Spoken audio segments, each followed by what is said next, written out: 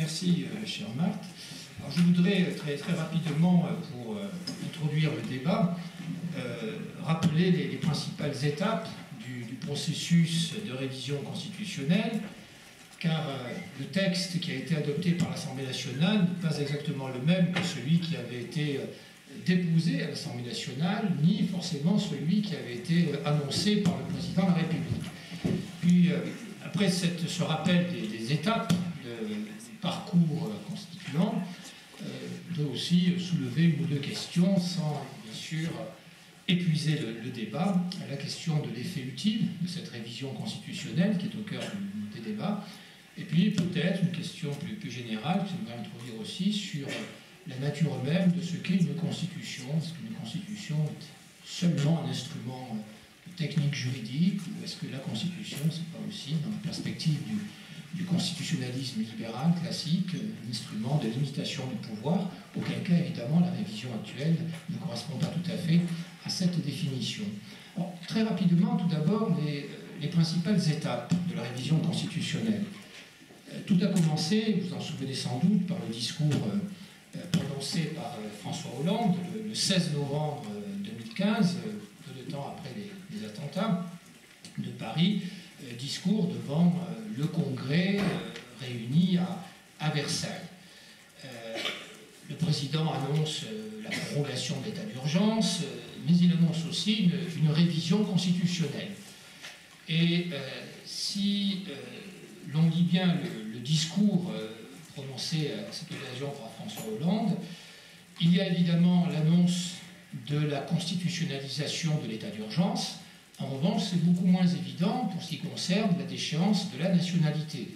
Je reprends ses propres termes, c'est le truchement, le porte-parole de François Hollande, des fois n'est pas coutume, qui disait « Nous sommes en guerre, mais bon, ce qu'avait proposé en 2007 le comité présidé par Édouard Balladur, autrement dit la proposition qui consistait à inscrire dans la Constitution l'état d'urgence, doit être reprise sans compromettre, disait-il, l'exercice des libertés publiques. » Et puis il ajoutait « Cette révision de la Constitution doit s'accompagner d'autres mesures.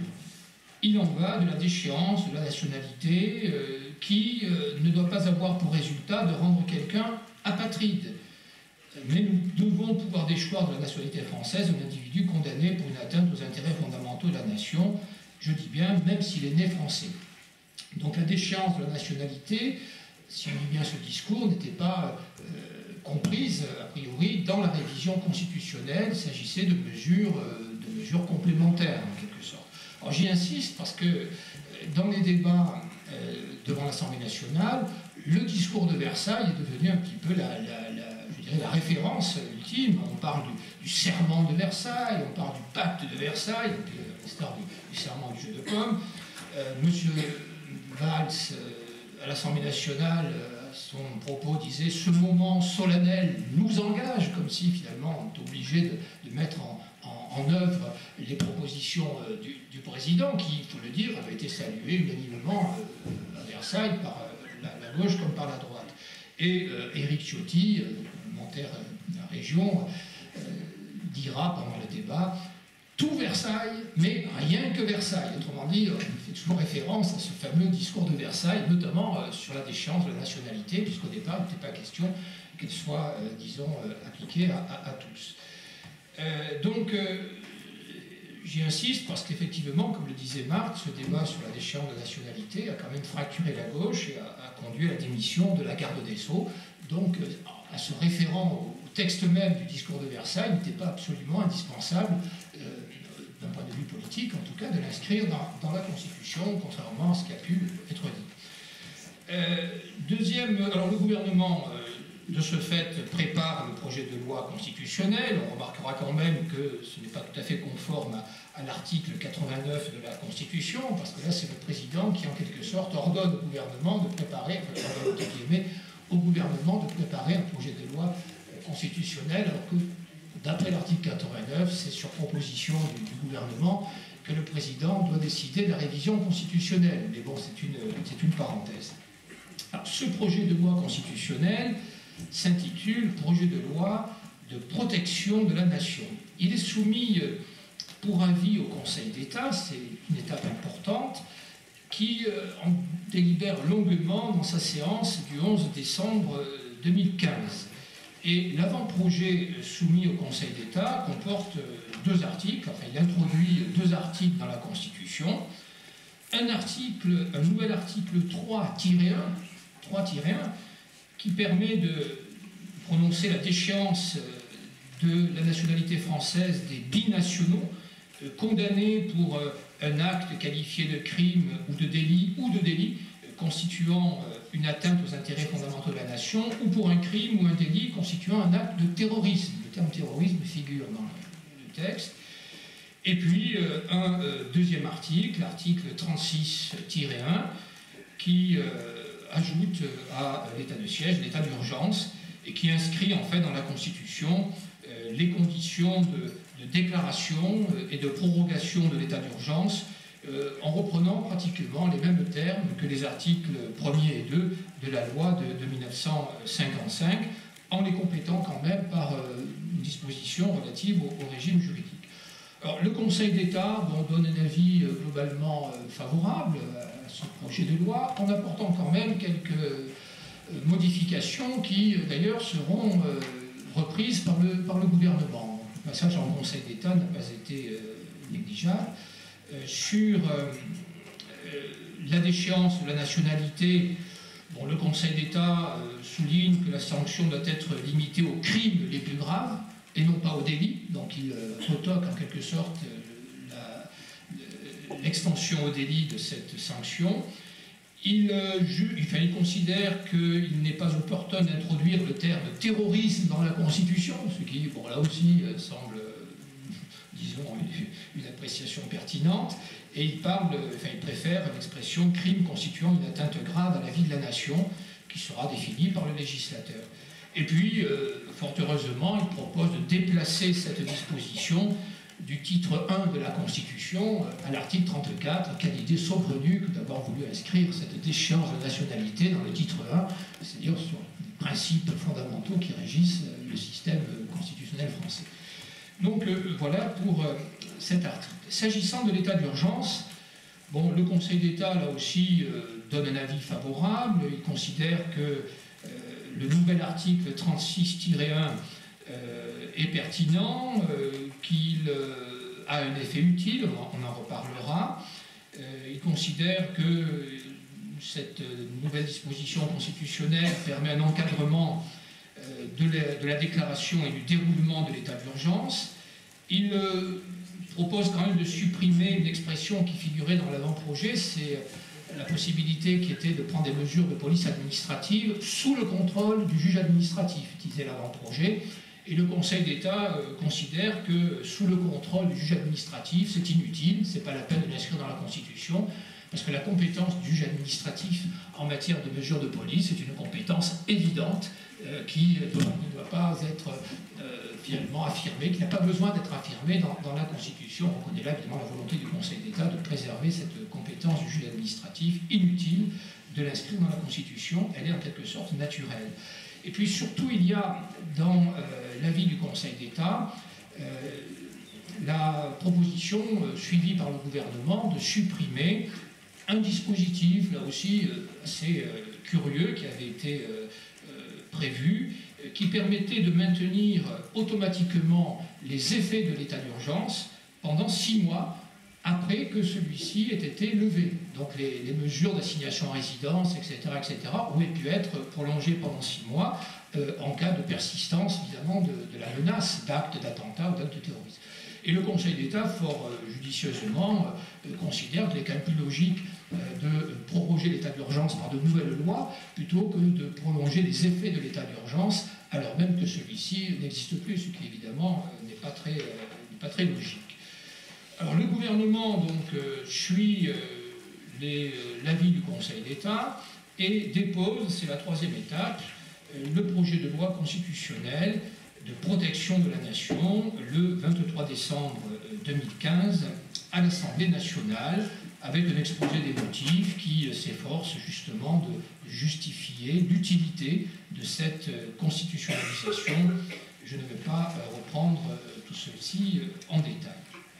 Mais ce qui est assez intéressant, c'est que finalement, le Premier ministre, lorsqu'il vient défendre ce projet de loi devant l'Assemblée nationale, y apporte d'emblée des modifications. Autrement dit, le projet défendu par Manuel Valls n'est pas celui qui a été déposé par le gouvernement, ce qui montre bien qu'il y a une certaine improvisation, mais aussi que des pressions sont intervenues justement au sujet de la déchéance de la nationalité. Et dans son discours du 5 février 2016, qui ouvre la discussion du projet de loi constitutionnelle, Manuel Valls approuve certains amendements qui avaient été proposés en commission, notamment le fait que la prorogation de l'état d'urgence est limitée à 4 mois renouvelables. Vous savez qu'au bout de 12 jours, il faut une autorisation du Parlement, et là, au bout de 4 mois, il faut effectivement que le Parlement renouvelle. Précisons quand même que la loi de 1955 ne prévoit elle-même aucune durée maximum. Donc là, la révision constitutionnelle prévoit au moins 4 mois renouvelables, certes, mais ça fixe quand même une échéance qui n'existe pas dans la loi de 1955. Et puis surtout, il y a une série de dispositions qui permettent un contrôle du Parlement dans la mise en œuvre de l'état d'urgence, ce qui n'était pas prévu au départ par le gouvernement. C'est une concession que le gouvernement fait aux parlementaires. Vous savez que le Parlement se réunit de plein droit pendant l'état d'urgence, ce qui n'est pas forcément le cas aujourd'hui, si ça tombe hors session, que l'Assemblée nationale et le Sénat sont informés sans délai des mesures prises par le gouvernement pendant l'état d'urgence, ce qui en fait ne fait que codifier, que constitutionnaliser la pratique actuelle, puisque pour l'état d'urgence qui est bien sûr encore en vigueur, le Parlement est tenu régulièrement informé. Ce serait dorénavant inscrit dans la Constitution. Il était même prévu d'ailleurs d'interdire la dissolution, il y avait un amendement en ce sens, d'interdire la dissolution de l'Assemblée nationale pendant l'état d'urgence, à l'exemple de ce qui existe pour le régime de l'article 16 de la Constitution, mais cela n'a pas finalement été retenu, on pourrait en discuter. Et puis, sur la déchéance de la nationalité, là il y a un véritable revirement du Premier ministre par rapport au texte qu'il a déposé devant l'Assemblée nationale. Une évolution, mais qui est en fait un revirement, puisque le gouvernement lui-même présente un amendement que l'on pourrait qualifier d'amendement d'échéance pour tous. D'échéance pour tous, puisque, bon, laisser le débat, évidemment, qui s'était instauré, faut-il limiter la déchéance aux seuls binationaux, qu'ils aient acquis la nationalité française ou qu'ils soient français de naissance. La loi, initialement, en vigueur actuellement, ne permet la déchéance que, effectivement, pour les binationaux qui ont acquis la nationalité française. Donc déjà, il y a une extension aux binationaux qui sont nés français, français je dis bien, et qui ont acquis la deuxième nationalité par la suite. Et là, il s'agit effectivement d'étendre cette déchéance à toute personne. Alors que, on s'en souvient, je l'ai dit, je l'ai rappelé, François Hollande avait exclu la possibilité que la révision puisse aboutir à créer des apatrides. Alors, effectivement, là, il y a une ouverture qui est tout à fait différente. Alors, le texte prévoit aussi d'échéance de la nationalité ou des droits attachés à celle-ci, ce qui est aussi une façon d'ouvrir une porte. Mais en même temps, le gouvernement dit on va ratifier la convention du 31 août 1961 sur les apatrides, ce qui permettrait éventuellement d'exclure la déchéance des nationaux. Et c'est un exercice d'équilibrisme en disant d'un côté, on va autoriser par la Constitution la déchéance de tous les nationaux, mais en même temps, on va ratifier une convention internationale qui exclut la possibilité de créer des apatrides. Cela dit, bon, jusqu'à preuve du contraire, la Constitution, en droit interne, l'emporte sur les conventions internationales, donc c'est pas non plus, disons, une garantie pour l'exclusion des apatrides. Donc on a eu effectivement ce débat très animé qui a débouché sur le vote d'un texte qui tient compte de toutes ces modifications et qui a été donc adopté à une très large majorité le 10 février 2016, 317 voix pour, 199 contre et 51 abstentions. Ce qui est intéressant, vous le savez, c'est que les groupes politiques se sont divisés. Le groupe socialiste, républicain et citoyen, 165 pour, 83 contre, 36 abstentions, donc c'est effectivement un groupe très divisé. Les républicains, 111 pour, 74 contre, 8 abstentions, donc une majorité de pour, mais fort pourcentage de contre. L'UDI, 25 pour, 4 contre. Les écologistes, 4 pour, 13 contre. Les radicaux, 10 pour, 5 contre et 3 abstentions. Et la gauche démocratique et républicaine, 1 pour, 12 contre et 2 abstentions. Donc une division qui, malgré tout, a permis au gouvernement de considérer que le texte était approuvé à une majorité qui, si les calculs sont bons, dépasse les 3/5 nécessaires au Congrès. Mais on va évidemment avoir, si on peut dire, l'obstacle du Sénat, puisque le Sénat, à compter du 16 mars, sera saisi de ce texte en première lecture. Et il apparaît déjà à l'évidence que le Sénat ne votera pas le texte conforme, qu'il y apportera des modifications sans doute importantes, et que par conséquent le texte devra revenir, on ne sait pas quand, devant l'Assemblée nationale en deuxième lecture. Et comme vous le savez, en matière de révision constitutionnelle, l'Assemblée nationale ne pouvant pas avoir le dernier mot, la navette pourrait être en théorie illimitée, mais le président de la République, dans sa dernière intervention télévisée, a indiqué qu'il fallait quand même aller vite et ne pas s'attarder trop longuement sur cette révision constitutionnelle.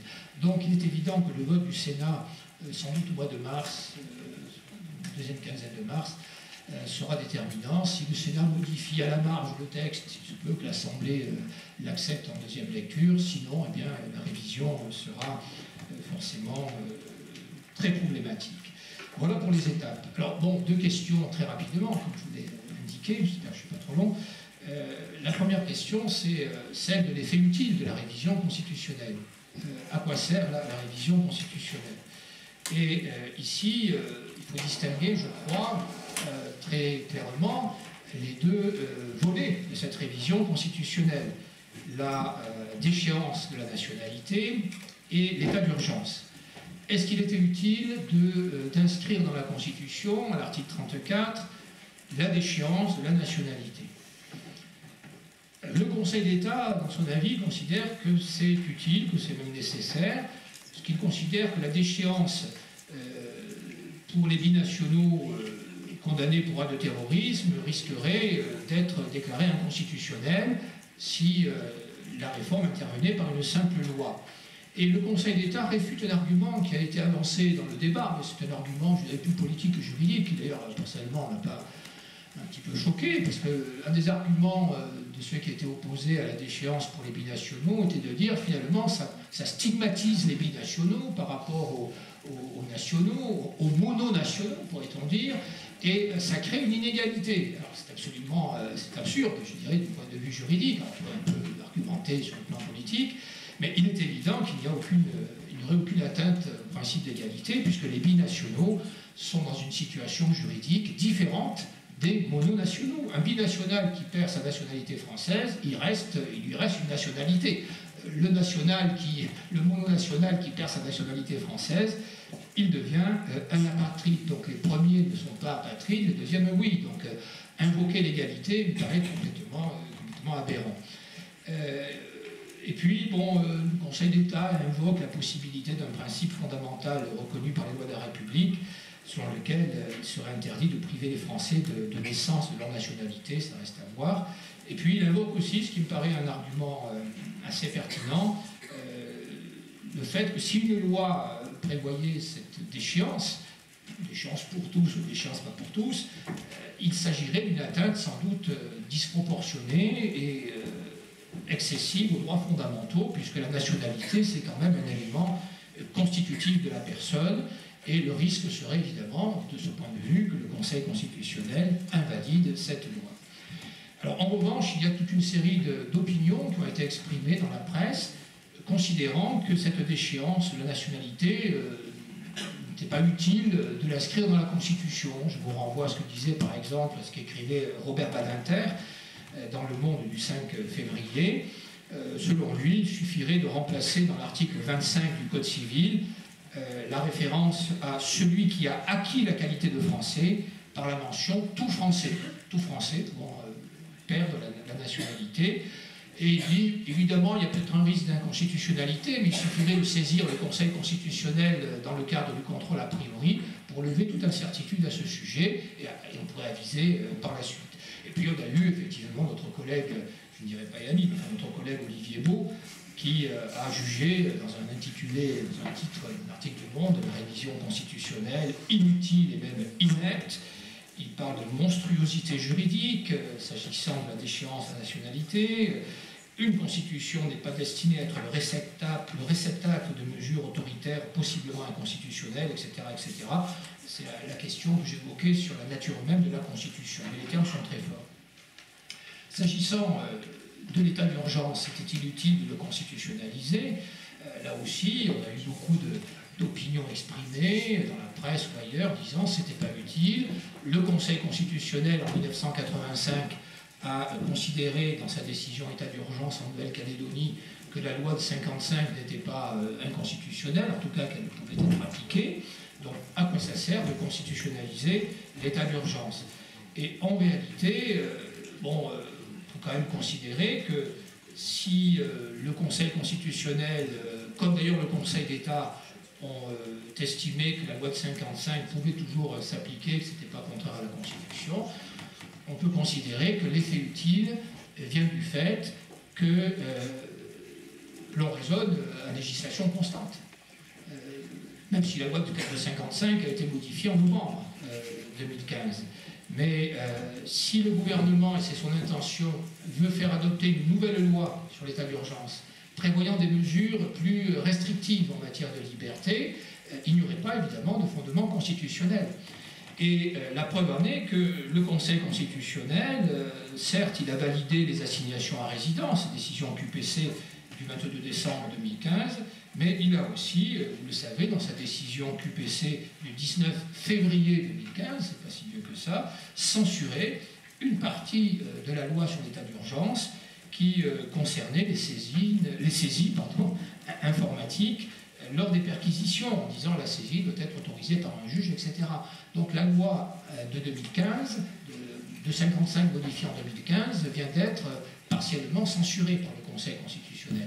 Donc il va de soi que d'autres mesures que le gouvernement envisage, notamment la fouille des véhicules sans autorisation préalable, qui avait été retoquée par le Conseil constitutionnel en 1977, les contrôles d'identité sans condition d'aucune, etc., toute une série de mesures, aujourd'hui, ne sont pas constitutionnelles. Et elles peuvent le devenir, effectivement, sur la base de l'habilitation donnée par la Constitution aux législateurs, qui pourraient ainsi renforcer le dispositif concernant l'état d'urgence. Donc on a effectivement cet effet utile qui me semble évident, s'agissant de l'état d'urgence. Mais évidemment, à partir de là, on vient à la deuxième question que je posais, est-ce que cela ne risque pas de dénaturer la Constitution même, de dénaturer la Constitution? Là, c'est plus un débat, je dirais, de technique juridique, c'est un débat plus philosophique, à la limite, qui revient à se demander si on peut tout inscrire dans la Constitution, y compris des habilitations visant à permettre au gouvernement à restreindre les libertés ou à porter atteinte temporairement, certes, mais de 4 mois en 4 mois, on peut prolonger l'état d'urgence si le Parlement est d'accord pendant une durée indéterminée. Et c'est toute la question, est-ce que la Constitution, c'est seulement, je dirais, un instrument juridique qui permet effectivement de donner au gouvernement les moyens d'assurer la sécurité de tous? Est-ce que la sécurité est une condition de la liberté aussi? Et d'ailleurs, dans l'exposé des motifs, le gouvernement s'attache justement à bien montrer que la constitutionnalisation de l'état d'urgence, ça permettrait aussi de mieux encadrer l'état d'urgence. Et par là même que ce n'est pas contraire à la liberté ou aux libertés. C'est une argumentation que l'on peut évidemment discuter. Et puis, il y a la conception, je dirais, libérale de la Constitution. La Constitution, c'est aussi le réceptacle de certaines valeurs. Il y a une conception morale, entre guillemets, de la Constitution. Et si on s'en réfère au constitutionnalisme libéral, au constitutionnalisme classique, la Constitution, c'est d'abord un instrument qui vise à limiter le pouvoir des gouvernants. La Constitution, c'est d'abord un texte qui vise à garantir et à renforcer la protection des libertés. Et de ce point de vue, effectivement, la révision constitutionnelle et constitutionnalisation de l'état d'urgence va un petit peu à l'encontre de ce schéma traditionnel, cette conception classique de la Constitution. Désolé d'avoir été un petit peu long, mais il était utile de rappeler un petit peu le contexte et les différentes étapes de ce parcours dans lequel j'ai eu moi-même du mal à me retrouver en suivant les évolutions des textes après chaque étape. Merci beaucoup André Roux pour cette présentation particulièrement claire et précise de ce projet de loi constitutionnelle sur la protection de la nation. Alors vous avez mis en évidence un certain nombre de problématiques à la fois sur la forme et sur le fond. Donc on va reprendre ces problématiques. Pour la forme, je vais donner notamment la parole pour lancer le débat à Richard Guémontian. Vous avez posé la question de savoir si finalement il y avait, au-delà de l'urgence, on va dire, politique, de prendre ce texte et de débattre sur ce projet de loi de révision constitutionnelle, est-ce qu'il y avait une véritable nécessité juridique derrière ça? Et ça me fait penser à la formule qu'utilisait Pierre Mazeaud pour les lois, en parlant de lois bavardes. Est-ce que finalement, on n'entre pas dans l'ère d'une constitution qui bavarde et qui pourrait traiter de toutes les questions? Alors pour cette première problématique, je vais laisser la parole tout de suite à Richard Guémontian, s'il le veut bien, pour discuter de la forme en fait. Oui, je le veux bien, merci. Je ne vais pas revenir. Si, André Roux a parfaitement synthétisé toute la problématique, je crois que tout est pratiquement dit. Je vais seulement essayer de mettre en avant quelques points qui pourront donner lieu à un débat. Je pense que l'intérêt, c'est qu'ensuite on puisse débattre avec vous, évidemment. C'est pas uniquement le fait que nous allons vous apporter quelque chose. Bon, je ne vais pas insister sur l'état d'urgence. Bon, on a constitutionnalisé l'état d'urgence, j'allais dire que c'est presque esthétique, puisqu'on avait constitutionnalisé l'état de siège, pourquoi ne pas le faire pour l'état d'urgence? Ouais, pourquoi pas? Occasion manquée quand même, je pense qu'on aurait pu profiter de l'occasion pour peut-être réfléchir sur... il me semble que d'ailleurs François Hollande, dans son discours, l'avait suggéré, on aurait pu réfléchir sur une construction différente de la Constitution, avec toute une partie réservée aux crises, ce qui aurait permis quand même de moderniser cet article ringard dépassé, qui est l'article 16, qui n'a connu une seule application il y a très longtemps. Donc voilà, pas profiter de l'occasion. Mais dans le fond, ça me conduit à une première question sur laquelle on pourra débattre. Est-ce que l'urgence, je ne joue pas sur les mots, est-ce que l'urgence doit être la source d'une révision de la Constitution? Est-ce qu'on doit réviser la Constitution sous le coup de l'urgence et de l'émotion? Donc c'est la première question qu'il faut qu'on se pose. J'ai la faiblesse de penser, mais c'est une opinion, que la Constitution c'est inscrit dans le marbre, hein, on l'a toujours dit, et que peut-être il ne faut pas effacer, réécrire. On en a terminé avec ces constitutions jetables. Hein. Finalement, c'était pas grave, on l'a jeté à la poubelle, on en faisait une autre. Bon, je crois qu'il faut désormais avoir l'idée que la Constitution, c'est du marbre, et que peut-être avant de graver sur le marbre, peut-être le regarder à deux fois. Alors, sur le fond de l'état d'urgence, encore une fois, je n'ai pas grand-chose à dire, je crois qu'André a tout dit là-dessus. Sur la déchéance de nationalité, tout de même, je pense qu'il y a beaucoup de choses à dire, encore que nous sommes en train de parler sur du vide, sur du sable. Parce que, j'en dirai un mot peut-être en terminant très vite, en tout cas dans les questions que peut se poser, quel avenir? Se demander quel est l'avenir de déchéance de nationalité, c'est un peu sordide finalement. Non, la question que je pose, c'est quel est l'avenir de la révision constitutionnelle sur la déchéance de nationalité, c'est pas la même chose. Oui, je reviens sur le débat de fond. Est-ce que la place de cette déchéance, c'est bien d'être dans la Constitution? On a cette disposition dans l'article 25 du Code civil. On l'a déjà, et c'est Robert Badinter qui, je crois, dans une tribune lui-même avait dit, mais pourquoi n'a-t-on pas simplement modifié l'article 25 en ajoutant que cela pouvait toucher également les Français de naissance? Pourquoi être allé toucher à la loi fondamentale pour avoir recours d'ailleurs à des artifices extraordinaires? Donc, désormais, ça devient, si je me trompe, une rubrique de l'article 34. C'est ça. C'est gentil, hein, c'est bien, mais c'est quand même très artificiel, très, j'allais dire presque une sorte de combine pour éviter de masquer la réalité de la question. Mais la question de fond, elle est surtout, est-ce qu'aujourd'hui, c'est le sens de l'histoire, est-ce que le sens de l'histoire, c'est d'inscrire dans la Constitution des dispositions qui restreignent le droit? C'est inédit. On a toujours augmenté notre catalogue de droits et de libertés, on l'a vu avec la charte de l'environnement. Là, c'est une première. On va inscrire dans le marbre de la Constitution une disposition qui restreint un droit. C'est pas rien.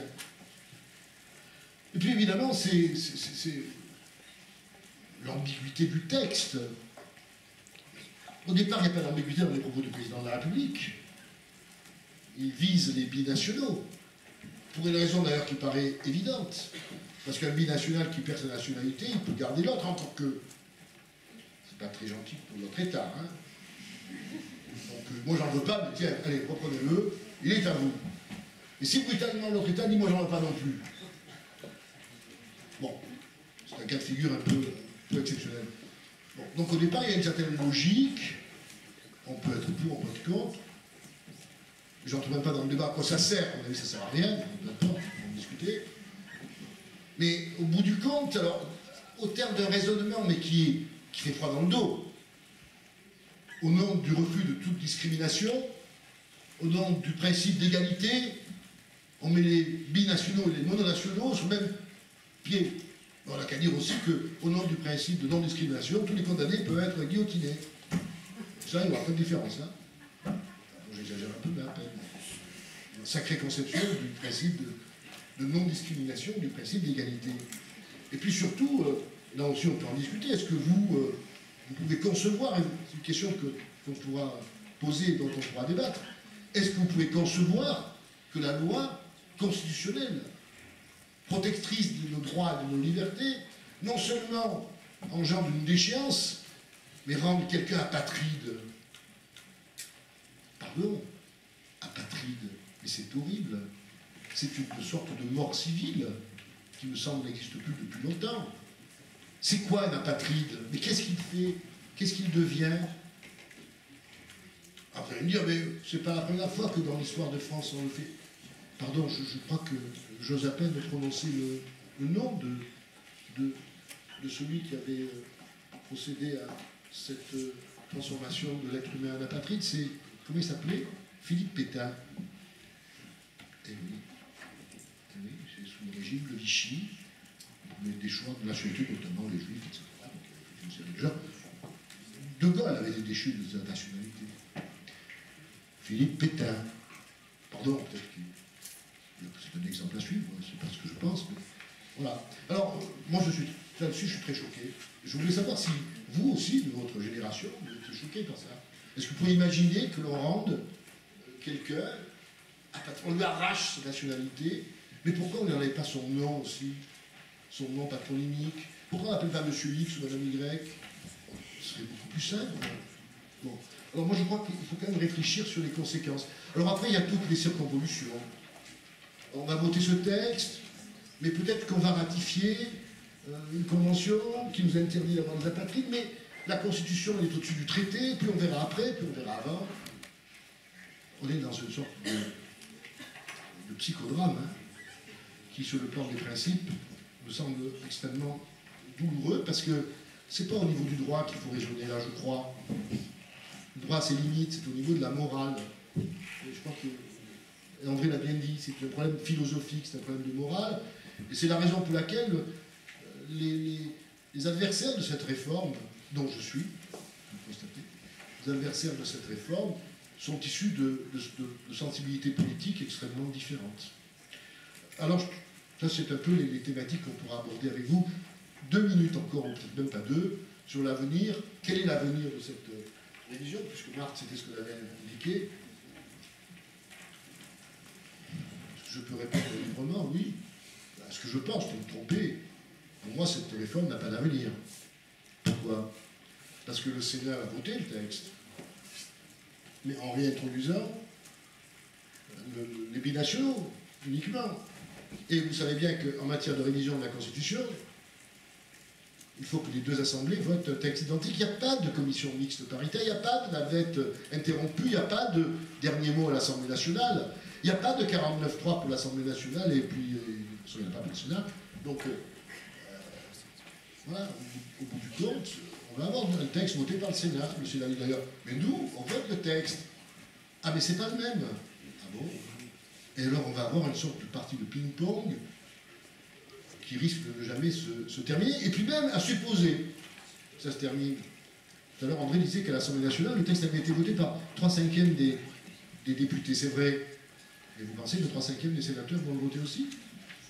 Ben, il faut aussi que les 3/5 des sénateurs, si on veut qu'au total, ça fasse 3/5 du Congrès. Je ne suis pas très bon calculateur, mais ça j'ai compris. Bon, il me semble que c'est comme ça. Alors, l'avenir. Alors, j'ai entendu sur une radio de service public, qui il y a un temps a été qualifiée la voix de la France. Je ne sais pas si c'est encore le cas aujourd'hui. Parfois je me pose la question d'ailleurs.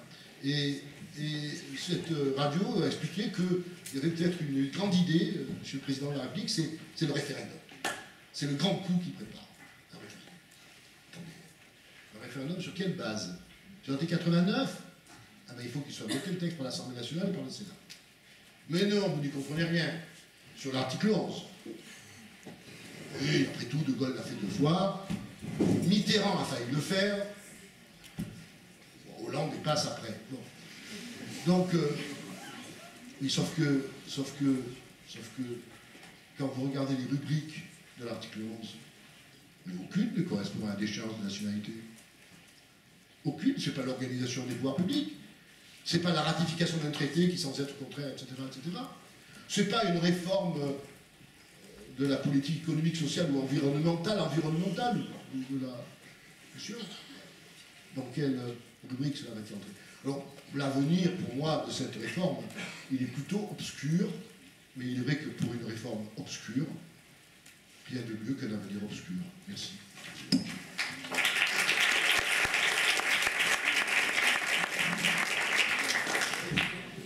Merci beaucoup Richard Guérantian pour cette introduction justement pour le débat.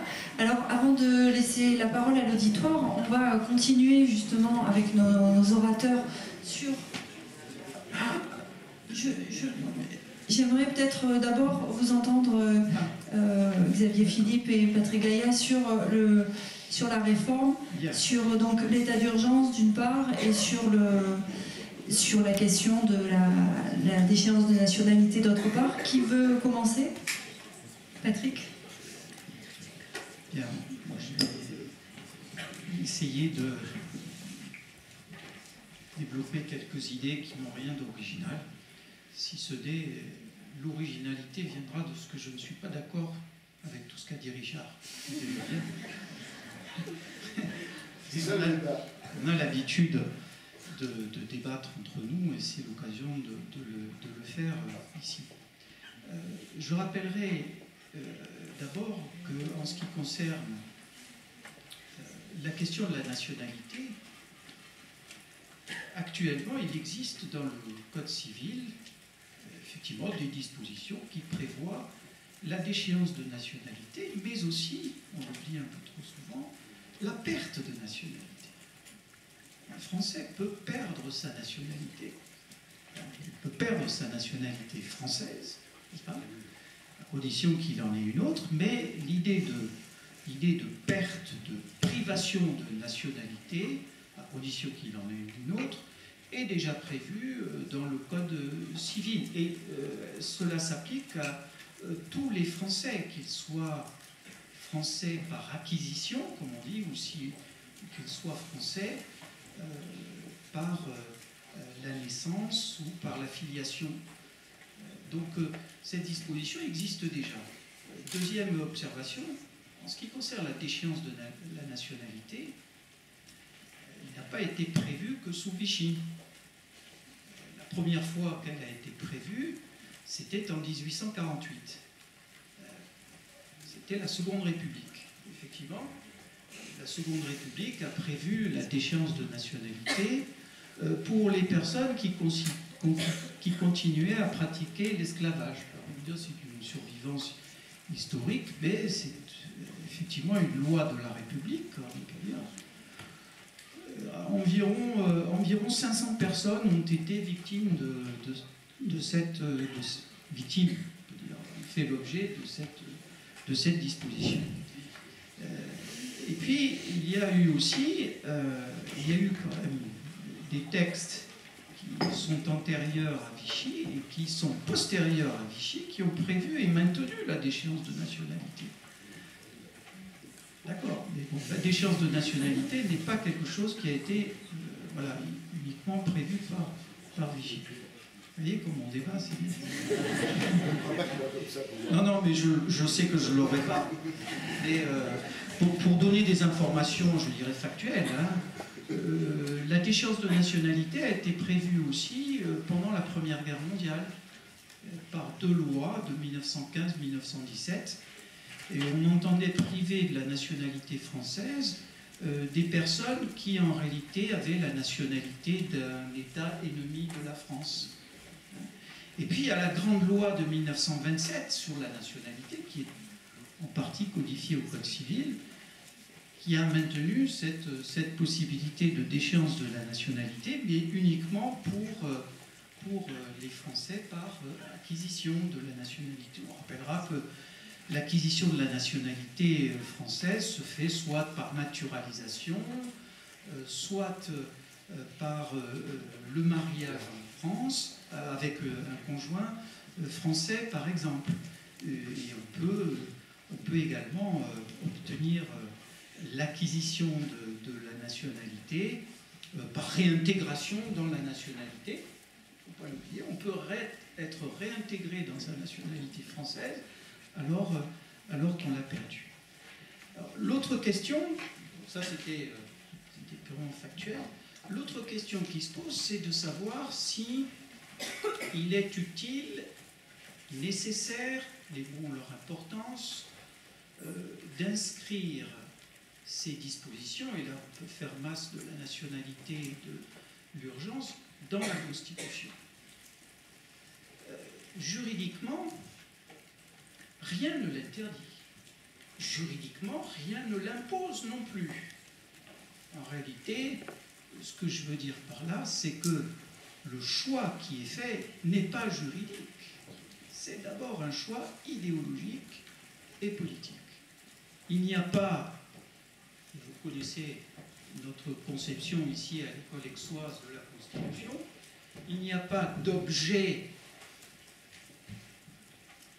qui ne puisse être inscrit dans la Constitution, et il y a simplement, pour qu'il y ait une Constitution, un certain nombre de choses qui doivent figurer dans une Constitution. La manière dont les normes sont produites, la compétence de la compétence, un certain nombre de compétences étatiques minimum. Mais on rappellera que s'agissant des droits fondamentaux, et Richard a eu raison de mettre l'accent sur cette idée, on rappellera que s'agissant des droits fondamentaux, ce n'est qu'après la Seconde Guerre mondiale que les constitutions ont commencé à inscrire dans la Constitution des catalogues de droits fondamentaux, et nous avons attendu par 1958, parce qu'on a repris un petit peu ce qui existait de 1946, mais on a attendu en fait 1970 que le préambule de la Constitution devienne un élément du bloc de constitutionnalité. Donc il y a là, si vous voulez, une réflexion que l'on doit mener, qui est de dire que, de s'interroger, est-ce qu'il y a des objets qui par nature sont exclus de la matière constitutionnelle? Je ne le crois pas. La preuve en est, même si ce n'est pas normatif, qu'est inscrite dans notre Constitution l'hymne national, qui est la Marseillaise, le drapeau tricolore. Est-ce que c'est normatif? Non, ce n'est pas normatif, mais simplement ça entraîne un certain nombre quand même de conséquences. Donc inscrire la déchéance de la nationalité française dans la Constitution ne me paraît pas, contrairement à ce que dit Olivier Beau, et c'est d'une ineptie, non, c'est une ineptie sans doute, et peut-être idéologique ou politique, ça ne peut pas être une ineptie juridique. Le pouvoir constituant, comme l'a rappelé le Conseil constitutionnel, est souverain. S'agissant de l'état d'urgence, eh bien, ça ne me choque pas non plus qu'on l'inscrive dans la Constitution, pour la raison simple que qui peut le plus peut le moins, je dirais. Il y a déjà l'état de siège, et effectivement, avec les nuances que Richard a introduites, il serait peut-être bon que je dirais, la survenance de circonstances exceptionnelles puisse aussi faire l'objet d'une régulation constitutionnelle qui, ne l'oublions pas, a pour principal destinataire et avant tout le législateur. C'est-à-dire qu'en inscrivant dans la Constitution une disposition comme l'état d'urgence, comme ça peut être le cas actuellement de l'article 16 de l'état de siège, eh bien, on introduit des contraintes supplémentaires sur le législateur. Et quand on dit le législateur, c'est-à-dire qu'on dit la majorité politique du moment, à un moment donné. Donc voilà quelques réflexions. Troisième série de réflexions, le problème juridique proprement dit, qui tient à la fois à la rectitude constitutionnelle de ces propositions et à la rectitude, je dirais, sur le plan international et européen. C'est sur ce deuxième point que je voudrais insister. Très rapidement, effectivement, il y a là sans doute un des arguments très forts, à la fois sur le plan constitutionnel et sur le plan européen, qui aurait justifié que l'on ne passe pas par une révision constitutionnelle, mais que l'on inscrive les choses dans la loi, car effectivement, d'un côté comme de l'autre, du côté de la Constitution comme du côté des normes européennes et internationales, à condition, et on pourra y revenir, de régler les cas d'apatridie, je dirais un mot pour finir là-dessus, à condition de régler les cas d'apatridie, que finalement la loi puisse ne pas contrevenir à ces normes. Mais c'est actuellement sans doute le cas. Ni la Constitution, l'éventuelle rupture du principe d'égalité, je ne l'aperçois pas. Il y a un énorme paradoxe d'ailleurs dans cette révision, c'est que en étendant la déchéance de nationalité aux Français de naissance, on rétablit d'une certaine manière une égalité par rapport à ceux qui ont acquis la nationalité française et qui peuvent actuellement, rappelons-le, seuls être déchus et pas les autres Français.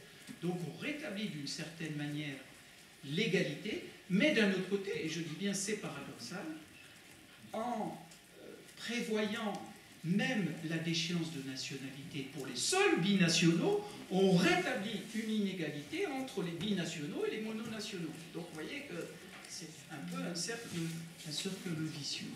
Je ne crois pas davantage à l'idée de la disproportion de la peine par rapport aux faits. N'oublions pas quand même que nous sommes en matière de terrorisme. Le seul problème qui a été posé, mais si mes informations sont exactes, c'est le cas des délits qui sont qualifiés. Mais ça a été éliminé du projet.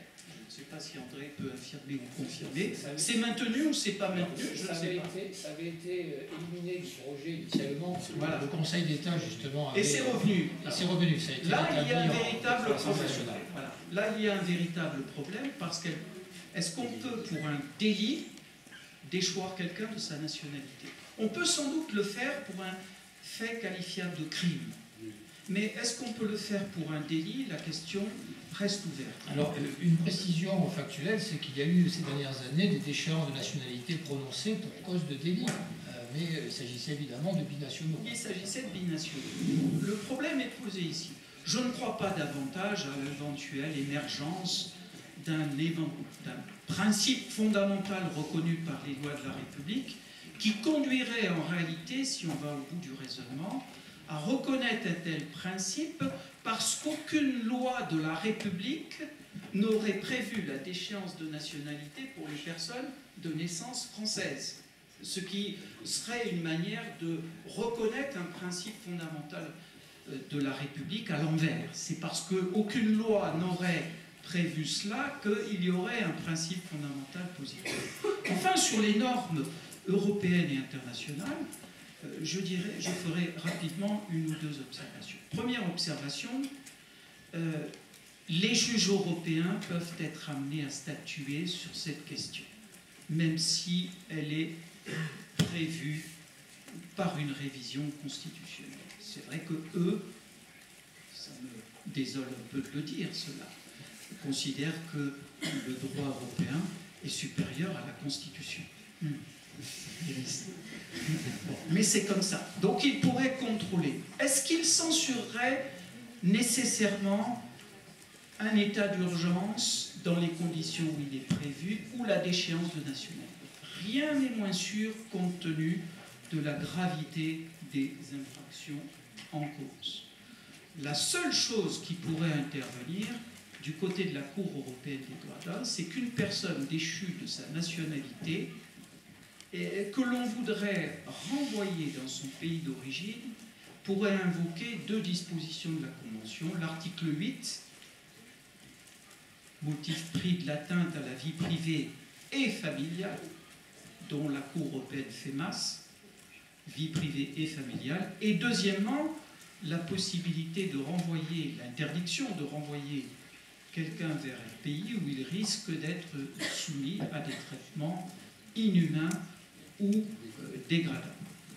C'est déjà le cas dans certaines hypothèses. Dans ce cas-là, eh bien, la personne est très simplement, comme M. Daoudi, que la Cour européenne des droits de l'homme a défendu et qui a donné lieu à une condamnation de la France parce qu'il devait être renvoyé en Algérie, il risquait d'être soumis à la torture. M. Daoudi est depuis plusieurs années maintenu, effectivement, en assignation à résidence en France. Dernière observation, le droit international général, l'apatridie. Alors, c'est vrai ce que dit Richard, mais il y a encore un paradoxe, c'est que la France a signé la Convention de 61 sur la prévention des cas d'apatridie, mais ne l'a pas ratifiée. En revanche, elle a signé une convention de 1954 et l'a ratifiée sur le statut des apatrides. Donc en réalité, ça je réponds à Richard, les apatrides en France ne sont pas dépourvus de droits. La raison en est que la convention de 1954 ratifiée par la France donne effectivement, reconnaît un certain nombre de droits aux apatrides, sauf évidemment, je d'accord, les droits civiques, mais pas tous les droits fondamentaux. Pas tous les droits fondamentaux. Ils ne sont pas privés de tous leurs droits fondamentaux. Ils peuvent travailler, ils peuvent percevoir des allocations, mais ils n'ont pas la jouissance des droits civiques. Et par contre, non. Mais dire que les apatrides sont dépourvus de tous les droits, qu'il s'agit d'une mort civique, je pense que ça doit être nuancé parce qu'il existe justement cette convention très longue des Nations Unies de 1954 qui fait plusieurs dizaines d'articles et que la France a ratifié, donc qui est applicable dans l'ordre juridique interne et que les individus peuvent invoquer devant les juridictions. Voilà. Merci de votre attention.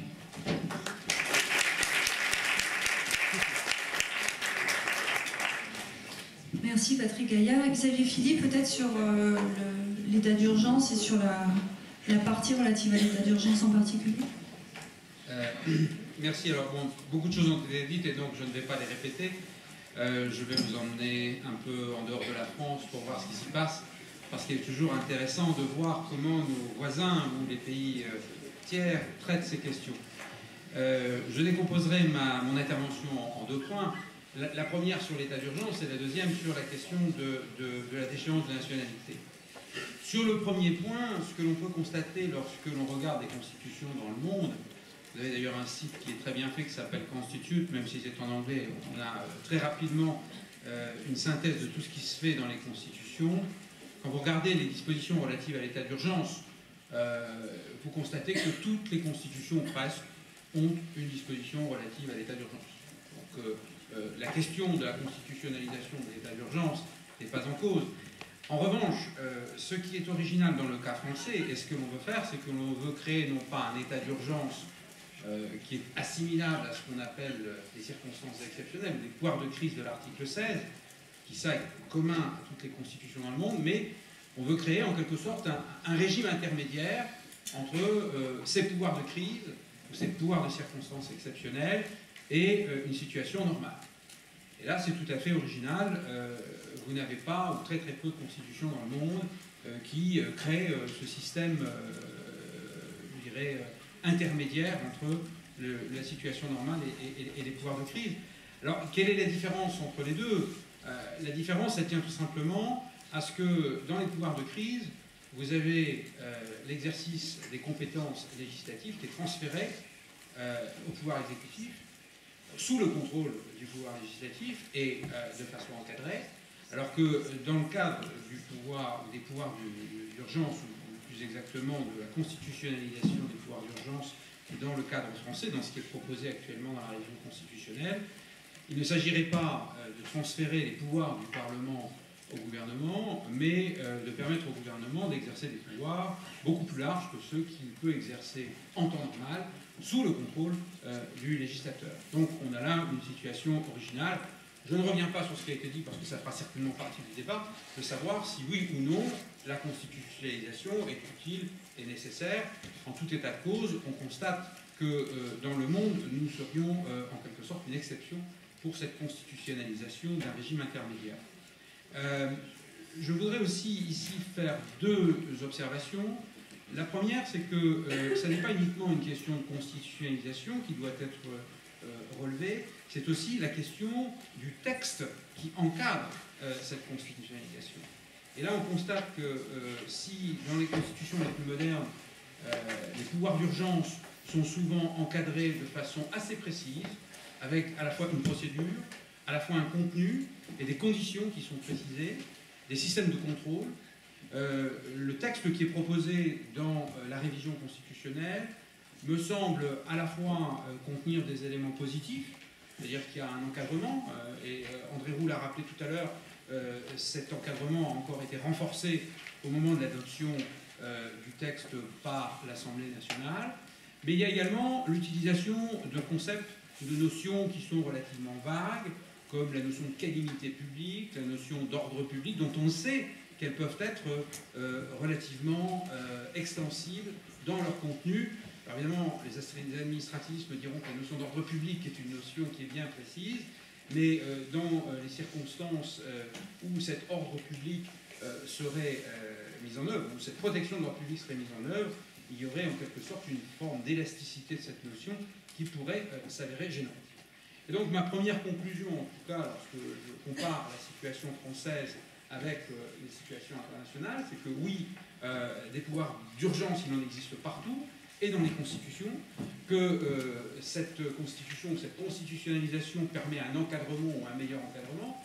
Patrick Gaillat l'a rappelé, ainsi que Richard Dugontian, ça permet en quelque sorte d'encadrer le législateur dans ce qu'il fait. Mais en revanche, cette constitutionnalisation de l'état d'urgence à la française, c'est-à-dire de la loi de 1955, est quelque chose d'assez original. On l'a dit tout à l'heure, c'est un choix politique, et donc il ne sert pas à grand-chose de disserter sur cette question extrêmement longue. Alors la deuxième observation que je voulais faire concerne la déchéance de nationalité, parce que la France n'est pas le seul pays, loin s'en faut, à reconnaître la possibilité d'une déchéance de nationalité, que ce soit en Europe, que ce soit dans le monde.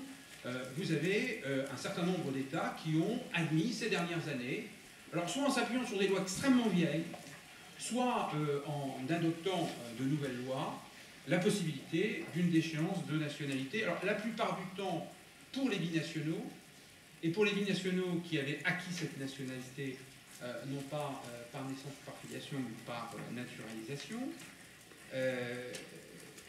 On constate également que dans toutes les législations, tous les États que j'ai pu évaluer, les législations qui prévoyaient les déchéances de nationalité étaient bien des législations, c'est-à-dire qu'il ne s'agit pas de dispositions constitutionnelles, mais bien de dispositions législatives. En revanche, on trouve des États dans lesquels la déchéance de nationalité est prohibée par la Constitution. Hein, la Constitution prévoit que, par exemple, si on prend le cas du Maroc, où il n'y a pas d'amendement de nationalité, la Norvège, où la double nationalité est interdite, on se trouve là devant des cas où il n'y a pas de déchéance possible. C'est aussi le cas de la Suède. Alors, je me contenterai peut-être de 2 ou 3 exemples assez différents pour vous montrer qu'on trouve en termes, je dirais, de déchéance de nationalité, à peu près de tout, suivant les États, avec des régimes qui ont toutes une particularité commune, c'est que ces lois ont la plupart du temps été adoptées à la suite de faits ou d'actes qui ont ému l'opinion et qui ont débouché sur une nouvelle législation. Alors il y a un cas tout à fait intéressant de ce côté-là, c'est le Canada.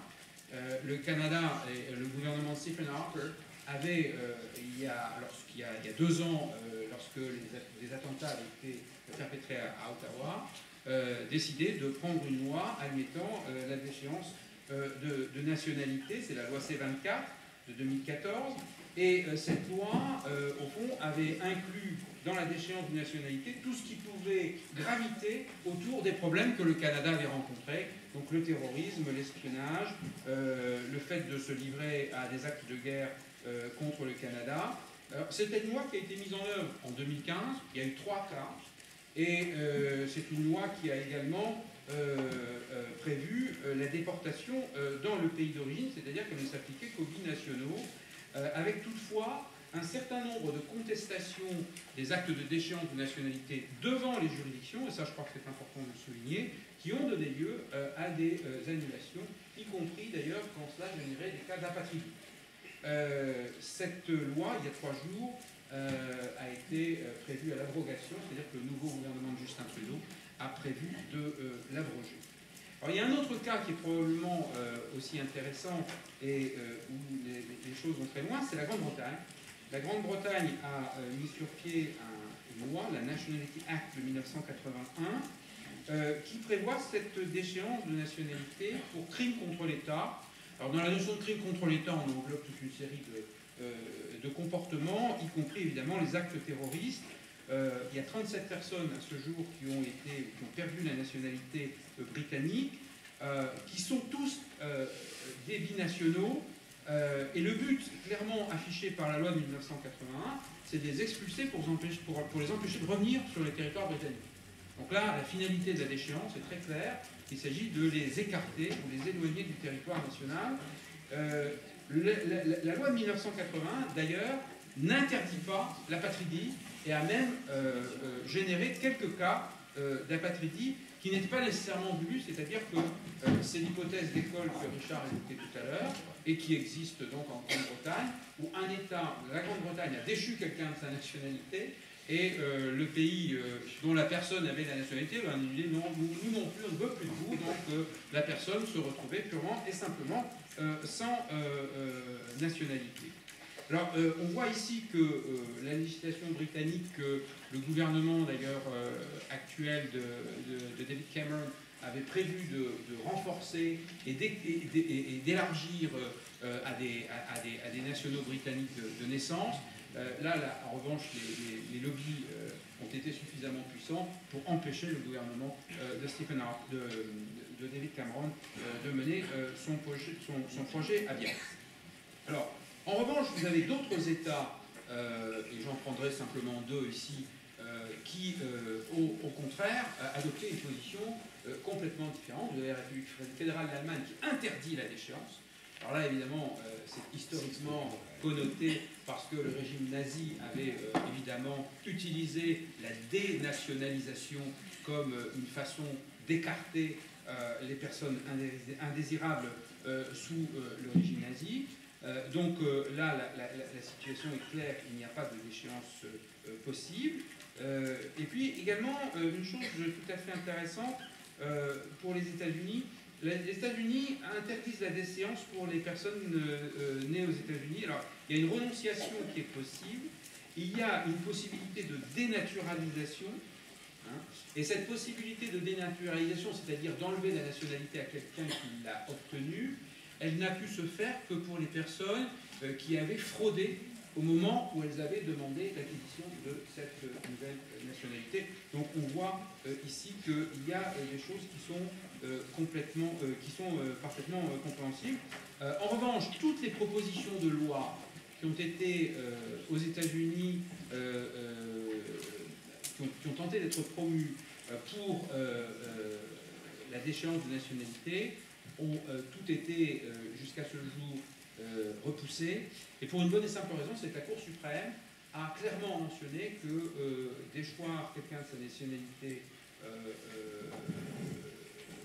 sa nationalité américaine n'était pas possible. Et donc, selon toute probabilité, et compte tenu du système juridique de common law américain, eh bien, si une telle loi venait à voir le jour, elle aurait toutes les chances d'être invalidée par la Cour suprême. Alors, je ne veux pas insister davantage sur ce point. Je voulais simplement vous montrer que la question de la déchéance de nationalité n'est pas unique, n'est pas la seule qui existe en France. Elle se retrouve dans de nombreux pays, qu'elle est souvent générée par des faits particuliers qui amènent le gouvernement à réagir, qu'en revanche, ça reste très souvent des législations et non une modification de la Constitution, et que donc on peut se demander si, là encore, au regard de ce qui a été dit par les précédents orateurs, nous ne sommes pas, en tout cas, dans une situation un peu particulière, dans la mesure où on veut et constitutionnaliser la déchéance et constitutionnaliser la déchéance de nationalité. Voilà, je vous remercie.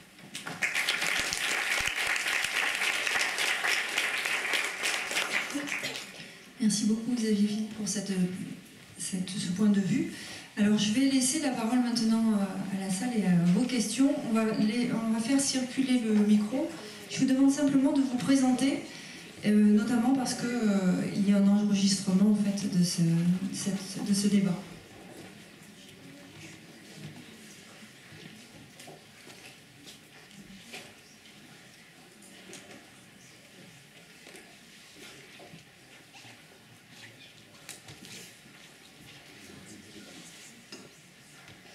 Bonsoir, merci beaucoup pour vos interventions qui étaient vraiment très intéressantes. Donc je me présente, je m'appelle Caroline Thomas, je suis doctorante au sein du laboratoire de droit privé de sciences criminelles. Alors en fait c'est une remarque question en fait, pour un peu suivre le propos tenu par monsieur Guévanchan, où en fait il mettait en avant l'urgence et l'émotion. Et en fin de compte, moi je voulais mettre en avant pour ma part le fait qu'en droit pénal notamment, parce que je suis pénaliste, on est confronté depuis environ une quinzaine d'années à une législation par l'émotion. Alors le droit pénal, c'est pas le seul domaine dans lequel il y a eu la manifestation de cette façon de légiférer. Et en fin de compte, est-ce que la constitutionnalisation de la déchéance de nationalité ne s'inscrit pas elle aussi dans une espèce de pas de législation du coup, mais de constitutionnalisation par l'émotion? Et quand on voit en fait les gros problèmes que cela engendre au niveau déjà de la législation, on peut imaginer l'envergure du problème au niveau d'une constitutionnalisation par l'émotion. Donc voilà, je voulais voir un petit peu vos avis sur cette remarque. Merci. Oui, merci de votre remarque. Il y a deux niveaux. La législation par émotion, sous le coup de l'émotion, malheureusement, nous sommes dans une société émotionnelle. Donc voilà. C'est comme ça. C'est l'émotion continue, c'est l'information continue et l'émotion continue. Donc, à chaque événement tragique qui émeut la communauté, on fait une loi. Et on l'a vu, Xavier l'a bien dit, hein, on n'est pas les seuls. Apparemment, l'exemple canadien. Ceci dit, les Canadiens sont des gens sages, puisque le coup de l'émotion passée, ils reviennent en arrière. Bon. Mais ce qui est plus inquiétant, c'est de modifier une constitution sous le coup de l'émotion. Alors, là, je veux dire, je trouve que c'est plus choquant parce qu'il me semble que la Constitution, ça doit avoir du recul par rapport à ce qui se passe. C'est le reflet d'une société, non pas à un moment donné, au jour près, hein, bien sûr, c'est à un moment donné, toujours, mais sur la durée, et le fait de modifier la Constitution parce qu'on a un choc émotionnel, ben, ça risque de provoquer des dérapages, ou en tout cas des choses qui ne fonctionneront pas. Donc, je pense que on peut comprendre, même si pour moi, c'est pas une bonne chose. Parce que dans ce cas-là, on légifère mal. Regardez le nombre de lois contre le terrorisme, c'est effarant. Depuis 10 ans, 15 ans, on a voté un nombre de lois pour la lutte contre le terrorisme invraisemblable, on ne sait même plus où on en est. Bon, chaque fois, on va en voter une, très bien. Mais alors, modifier la Constitution, si on entre dans ce cycle-là, on va entrer dans une sorte de mouvement perpétuel de notre système juridique, on ne saura plus où on en est, on aura des normes qui vont varier, parce que la norme constitutionnelle, elle détermine la norme législative, etc. etc. Donc on croit que l'émotion pour la loi, c'est pas bien, mais bon, c'est comme ça. L'émotion pour la Constitution, ça devient tragique, à mon sens. Ça répond à la question.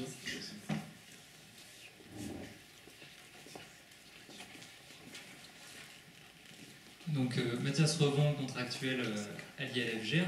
Ma question rejoint celle de Caroline, c'est finalement, est-ce que c'est pas sur la question des limites à la révision de la Constitution qu'on pourrait évoluer, c'est-à-dire celle qui est actuellement prévue à l'article 89 d'une atteinte à l'intégrité du territoire. Est-ce qu'elle n'est pas, comme vous le disiez tout à l'heure pour l'article 16, également un peu dépassée, ou est-ce qu'on ne pourrait pas prévoir de nouvelles limites pour éviter justement ces révisions sur le coup de l'émotion? Mon autre question, elle était aussi sur ce dont vous parliez tout à l'heure de l'utilisation du référendum. Je suis tout à fait d'accord pour le côté absurde de l'utilisation de l'article 11. Par contre, si les assemblées se mettaient d'accord sur un texte, sinon il n'y a pas lieu de se poser la question, est-ce qu'il ne serait pas plus judicieux, même politiquement, d'utiliser le référendum pour réviser la Constitution, sachant qu'une bonne partie de l'opinion publique y est favorable, et que c'est théoriquement ce qui est prévu dans l'article 89 pour réviser la Constitution? Merci.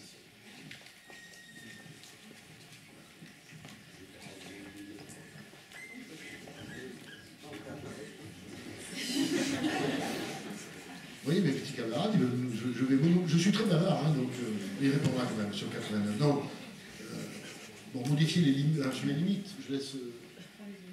Bon. On dira la même chose. Sur les limites, oui, enfin bon, vous savez bien que les limites prévues par l'article 89, qui ont été d'ailleurs étendues par le Conseil constitutionnel, puisqu'on a ajouté ce qui était prévu initialement, bon, elles sont quand même... assez particulières. Bon, les unes sur l'intégrité, la tête à l'intégrité, c'est pour éviter juillet 1940. Bon, donc c'est quand même un scénario très spécial.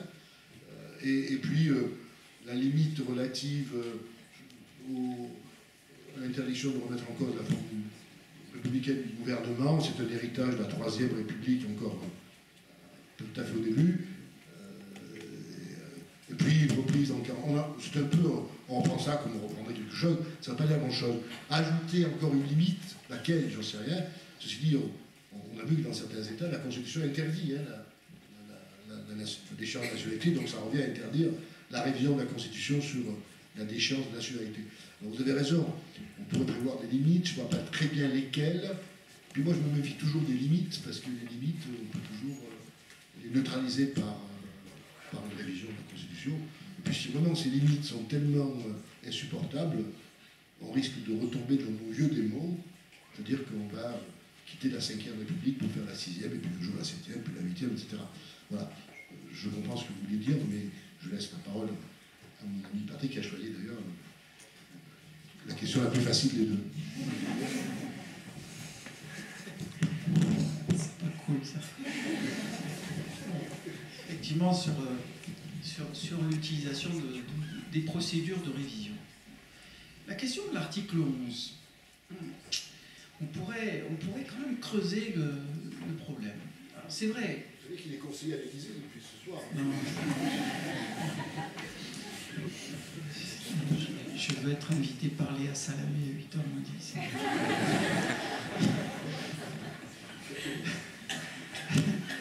Sur l'article 11, c'est vraiment une élucubration du professeur de droit public. Mais sur l'article 11, effectivement, il y aurait la possibilité de rattacher le référendum à la ratification de la Convention des Nations Unies de 1961. C'est-à-dire celle qui prévoit justement la prévention des cas d'apatridie. Donc on changerait effectivement de texte, mais on rattacherait le problème de la déchéance à cette convention. Bon, c'est un peu compliqué.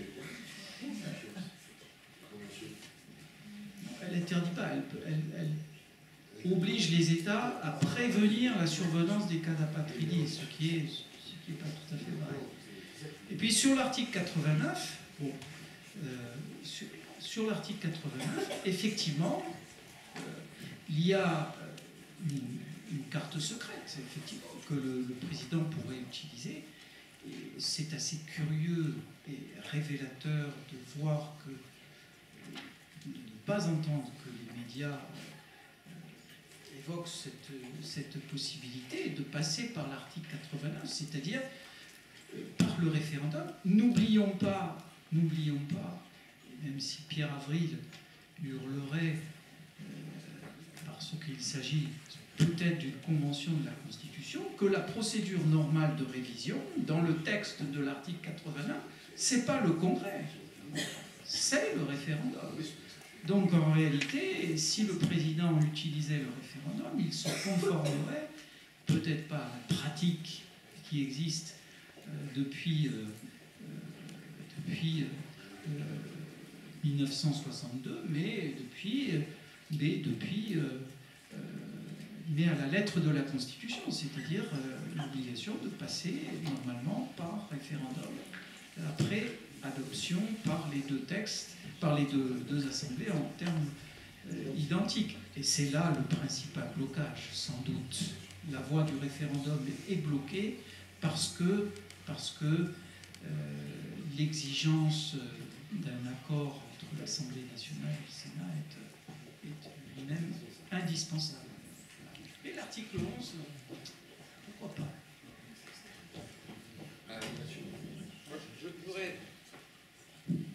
Je voudrais répondre à vos deux questions en les joignant, parce que je crois que la question de la constitutionnalisation par l'émotion est au fond au cœur du problème et surtout au cœur de la réponse. Si on redéroule en quelque sorte le fil des événements qui se sont déroulés depuis le 13 novembre, on constate qu'il y avait évidemment une obligation pour l'État, pour le pouvoir exécutif, de réagir et de prendre des mesures pour pouvoir faire face à une situation qu'il n'avait pas envisagée. En tout cas, pas à ce stade. Et donc l'idée d'une constitutionnalisation de l'état d'urgence a surpris plus d'un lorsque le président de la République a fait son discours. Moi, je me souviens l'avoir entendu, j'ai été le premier à me dire qu'est-ce que ça va bien faire là-dedans. Au fond, on attendait une réponse qui était plutôt une réponse pragmatique, et on a une réponse qui était juridique, où le juridisme était utilisé d'ailleurs comme une forme de pragmatisme. Alors le danger évidemment de ces réflexions à chaud qui aboutissent, je dirais, à modifier le texte suprême, c'est que si on modifie ce qui est gravé dans le marbre trop fréquemment, le marbre a tendance à se transformer en pierre de savon et à devenir extrêmement friable. Or, le problème que je vois poindre, moi, avec une constitutionnalisation, c'est pas tellement la constitutionnalisation de l'état d'urgence qui me gêne, c'est la rapidité avec laquelle on veut le faire.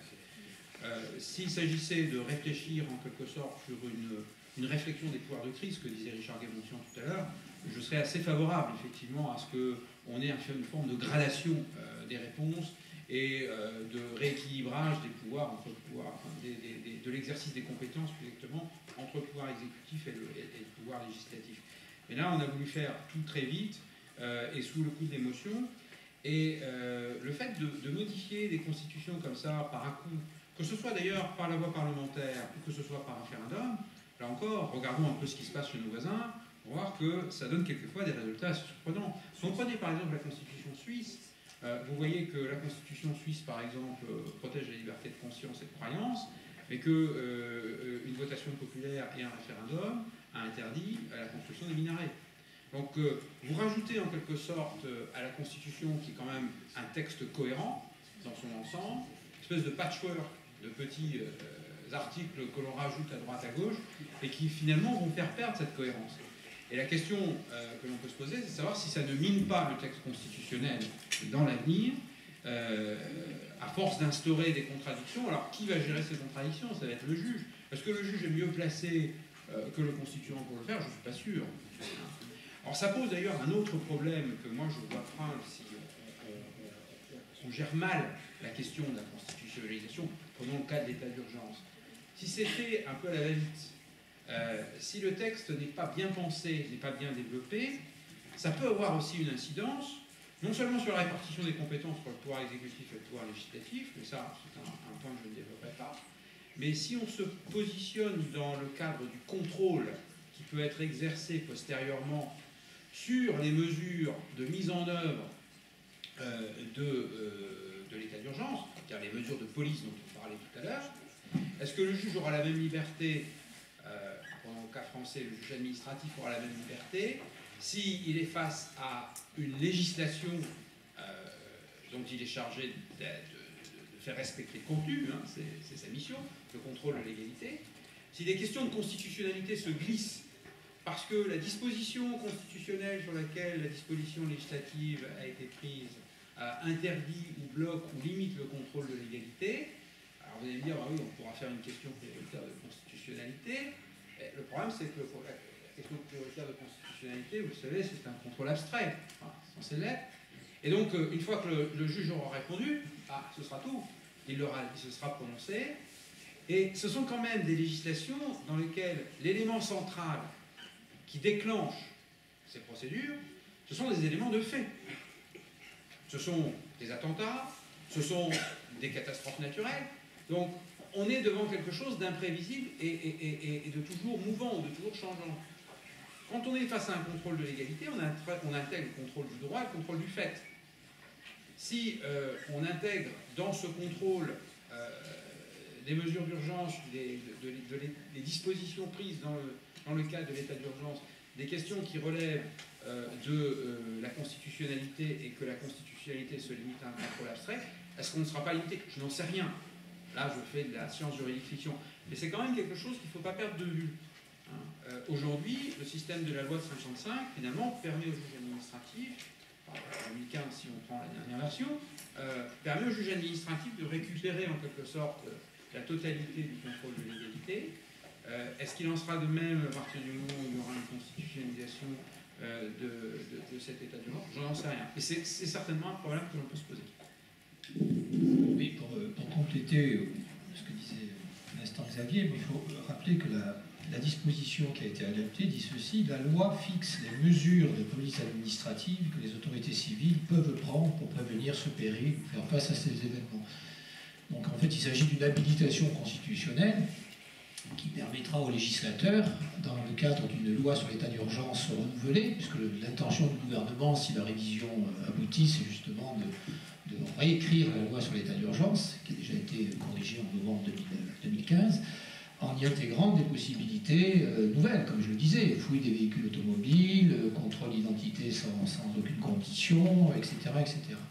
Et là, la question qui se pose est de savoir justement si le juge administratif exercera un contrôle aussi vigilant que celui qu'il exerce aujourd'hui. Encore qu'on peut demander s'il est suffisamment vigilant aujourd'hui. Quelques chiffres quand même intéressants, c'est que le bilan qui a été fait après 3 mois d'application de l'état d'urgence montre déjà que les 3397 perquisitions administratives n'ont permis de déclencher que 5 procédures antiterroristes. Évidemment, le ratio n'est pas très élevé. Bon, ça permet quand même de saisir 587 armes, dont un sabre japonais. Donc, on peut se demander s'il peut être utilisé à des fins terroristes.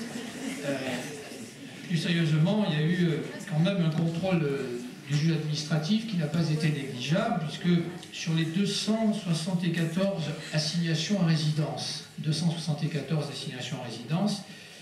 il y a eu quand même 59 abrogations du fait même du gouvernement, sous la pression finalement du juge, 13 suspensions prononcées par le juge et 2 annulations au fond. Alors, 2 annulations au fond, c'est pas très important, mais il y a eu quand même effectivement un contrôle. Et n'oublions pas que 5 assignés viennent de déposer une plainte contre Bernard Cazeneuve pour atteinte à la liberté individuelle devant la Cour de justice de la République. Bon, je ne pense pas que c'est beaucoup de chances de prospérer. Mais donc il y a un contrôle du juge administratif qui n'est pas extrêmement étendu, mais qui est réel. Est-ce que la constitutionnalisation permettra au juge administratif d'approfondir ce contrôle? Sans doute pas. Est-ce que ça peut aboutir à le restreindre? C'est toute la question que tu posais. Et puis, bon, il y a une question plus générale aussi, c'est le fait que le contrôle, finalement, échappe au juge judiciaire, est transféré au juge administratif. Et on a vu dans la presse, effectivement, les débats qu'il y a eu autour de la capacité du juge administratif à protéger les libertés au même niveau que le juge judiciaire. Les juridictions judiciaires et la Cour de cassation notamment s'est émue, peut-être à juste titre d'ailleurs, de ce transfert de contrôle au profit du juge administratif. Bon, personnellement, je ne pense pas que le juge administratif soit forcément moins bon protecteur des libertés que le juge judiciaire, mais ça soulève quand même une question de fond. Avec la prolongation de l'état d'urgence, effectivement, on a toutes ces mesures de police administrative qui finalement échappent au juge judiciaire. Mais il y a peut-être d'autres questions, parce qu'on a répondu très longuement à une seule question, ce qui pourrait constituer une certaine frustration de la part de l'auditoire. Oui, bonsoir, donc Marine Métivier, doctorante contractuelle à l'IELF-GERC. J'avais une interrogation et je voulais avoir votre avis ou au moins votre sentiment sur cette dernière. C'est une interrogation donc, qui s'inscrit dans le cadre de l'amélioration de la qualité normative, qui est une question qui a déjà à plusieurs reprises été évoquée, notamment dans le cadre de la législation sous le coup de l'émotion. Et finalement, la nécessité d'une réflexion qu'implique cette amélioration de la qualité normative. Donc qui aujourd'hui relève d'exigences plutôt procédurales de forme, et donc c'est pour ça que je lance peut-être un peu plus le débat sur la question de la procédure, parce qu'à plusieurs reprises vous avez dit que le constituant était souverain, que la loi fondamentale était le réceptacle de valeurs, mais aujourd'hui, compte tenu des exigences croissantes en termes de qualité de la production normative, est-ce que le souverain ne doit pas être rationnel, en plus d'être en adéquation avec les valeurs fondamentales soutenues par la société? Et donc, je pense que vous voyez où je veux en venir. Est-ce qu'il ne fallait pas que le gouvernement, compte tenu de la force symbolique qu'avait la révision et compte tenu de l'absence de consensus politique, si ce n'est de fracture politique que donnait à voir la révision, est-ce qu'il ne fallait pas qu'il procède à une étude d'impact, notamment pour interroger la pertinence des choix normatifs qui étaient faits, et notamment l'utilisation de la norme constitutionnelle pour cette modification législative, et aussi pour défendre les effets qui étaient attendus de la révision, qui, somme toute, pourrait être a priori assez réduit. Voilà, merci. Je peux répondre rapidement. D'abord, l'étude d'impact pour les voies mensuelles n'est pas prévue, si je... Elle n'est pas obligatoire, mais elle n'est pas exclue. Alors, on revient évidemment à la rapidité, à l'urgence. Hein. C'est pas dans le laps de temps si court, puisque il fallait que tout soit plié avant le printemps, quasiment. On a pu les passer, ce sera avant l'été, ce serait avant l'été. Évidemment, il n'y a pas le temps de procéder à une telle étude qui, effectivement, en soi, pourrait paraître utile, notamment pour l'adoption d'une mesure de ce type-là. Ceci étant, quelles conséquences ensuite sur la procédure elle-même et sur le contrôle de la procédure? Il n'y a pas de contrôle de la procédure, puisque les lois échappent à tout contrôle. Le Conseil constitutionnel ayant refusé de... Ce qu'il aurait pu faire, hein, le Conseil constitutionnel aurait pu indiquer qu'il avait laissé entendre en 1992 les conditions de forme pour lesquelles il n'y a aucun contrôle. Alors une étude d'impact, ce serait possible dans un climat différent avec du temps pour aboutir à une décision finale qui ne serait soumise à aucun contrôle. Je ne suis pas certain que ce soit une solution qui soit vraiment viable. Mais sur le principe, vous avez raison. Et ce n'est pas la voie qui est empruntée aujourd'hui pour les révisions de la Constitution.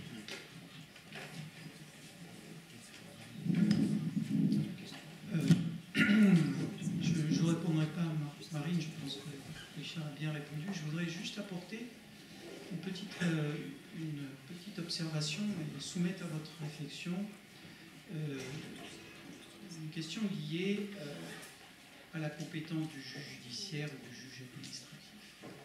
C'est effectivement un débat, peut-être un débat de fond qui est essentiel. Je signale à ce propos que on aura peut-être la chance d'avoir un président de TGI bientôt qui va venir débattre sur la question justement l'absence du juge judiciaire dans le contrôle des mesures de police administrative qui actuellement sont prises dans le cadre de l'état d'urgence. Mais je voudrais faire deux observations. Premièrement, la compétence du juge judiciaire, elle n'est pas totalement exclue. Il n'est pas vrai que dans le cadre de l'état d'urgence, le juge administratif ait une compétence exclusive. Pourquoi ? Tout simplement parce qu'il y a l'article 66 de la Constitution. Dès l'instant où la liberté individuelle, au sens de la sûreté, est en cause, le juge judiciaire redevient compétent de plein droit et le juge administratif doit s'effacer. Donc la compétence du juge judiciaire, elle existe.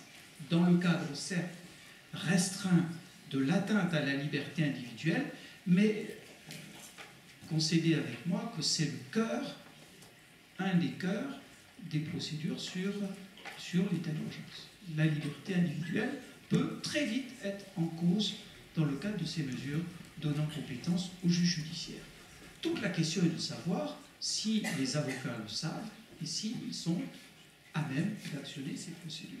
Deuxième remarque, si je me place du côté du juge administratif, et je parle sous l'autorité de Jean-Louis Mestre qui est ici, ce serait, à mon avis, faire insulte au juge administratif que de considérer qu'il n'est pas un garant des libertés. C'est-à-dire que toute la jurisprudence qu'il a développée à la fin du XIXe siècle et au début du XXe siècle sur l'extension, vous aviez lancé quelque chose aussi, sur l'extension des cas d'ouverture du recours pour excès de pouvoir, montre que dans ce domaine-là, le contrôle du juge est un contrôle qui est de plus en plus poussé. Et je ne vois pas qu'il ne puisse pas faire montre d'un contrôle vigilant dans ce domaine, comme il le fait par ailleurs. Enfin, dernière remarque, le juge administratif intervient certes a posteriori, alors que le juge judiciaire interviendrait pour autoriser, lui. Je demande et j'interroge si, dans le domaine que l'on sait, la lutte contre le terrorisme, il est préférable d'avoir un contrôle sur autorisation plutôt qu'un contrôle sur répression, en réalité, a posteriori. Et ce qui me conduit à une dernière observation, c'est que le juge administratif, bien qu'intervenant a posteriori, peut le faire en utilisant ou en mobilisant, sur demande des intéressés, les procédures d'urgence, comme celui du référé liberté. Donc intervenir très vite, très vite, après l'édiction de la mesure, pour la faire cesser, s'il considère qu'il y a une atteinte grave et manifeste à une liberté fondamentale.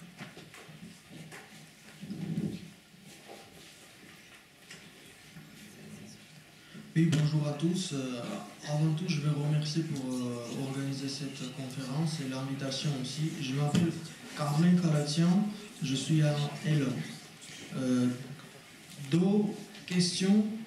La première pour des échéances nationalité. En fait, comme M. Roux a dit, cette proposition de la part de M. Hollande a été faite juste après les attentats de Paris. Ça veut dire... on va parler contre le terrorisme et contre les attentats de l'humanité.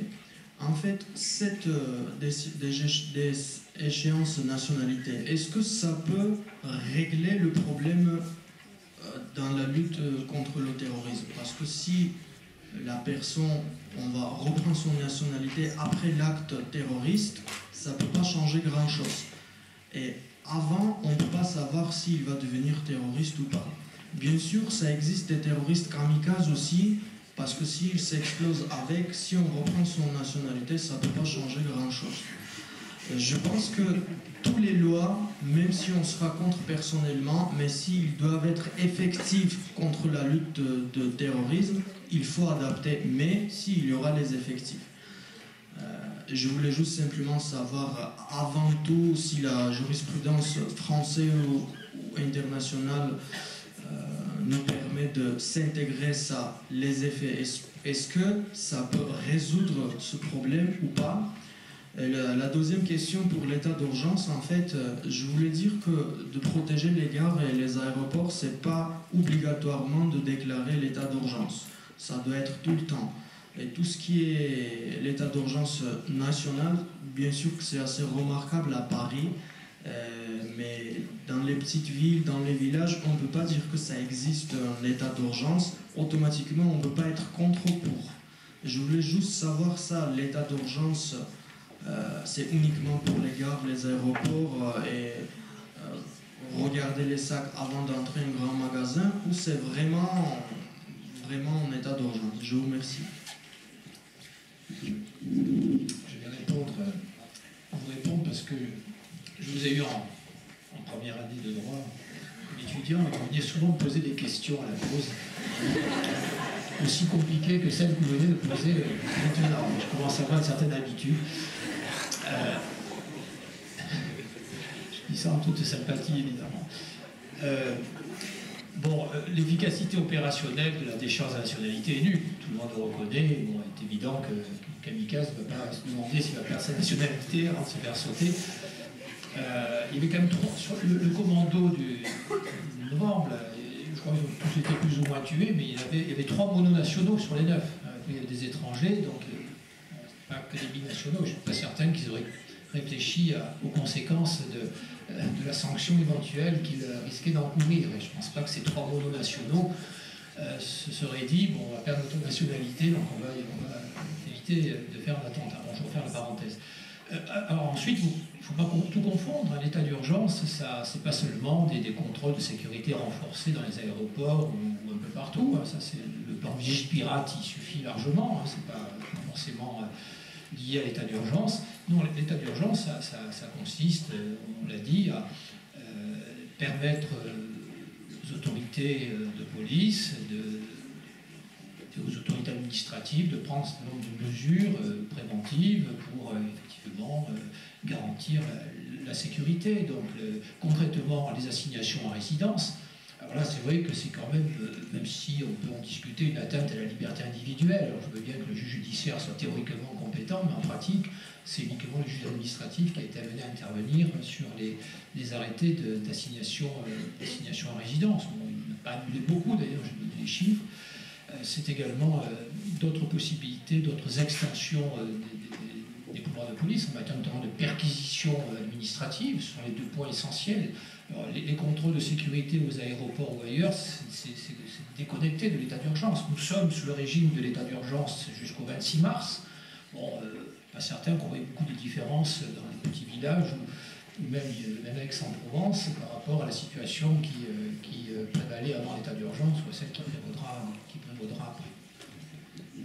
Juste une réponse, André, parce qu'il m'a mis en cause. Non, mais c'est gentil. L'assignation en résidence, ce n'est pas une atteinte à la liberté individuelle. C'est une atteinte à la liberté d'aller et venir, ce qui n'est pas la même chose. Oui, mais là tu tombes dans des nuances qui sont ésotériques. C'est le droit. Je veux dire par là. Demander à celui qui a été assigné à résidence, il y a l'atteinte à la liberté individuelle que si la mise en cause de la liberté d'aller et venir contribue à affecter la sûreté. C'est ça la jurisprudence du Conseil constitutionnel. Non, mais je suis au courant de cette jurisprudence. Ce que je voulais dire, c'est que c'est pas la liberté individuelle, c'est la liberté d'aller et venir. Ce que je veux dire, c'est que c'est une nuance qui échappe manifestement à la fois aux profanes et même d'ailleurs aux constituants. Le problème, c'est que justement, on ne fait pas assez de droit. Oui. Mais j'ai entendu dire, d'ailleurs je termine par là, que le gouvernement manquait de spécialistes, de conseillers en droit constitutionnel. C'était une des raisons des cafouillages qui sont intervenus en matière de révision constitutionnelle. Il y eut un temps où il y avait d'excellents collègues qui conseillaient le gouvernement. Le gouvernement actuel n'est manifestement pas conseillé. Mais je pense que Patrick, tu pourrais t'inscrire.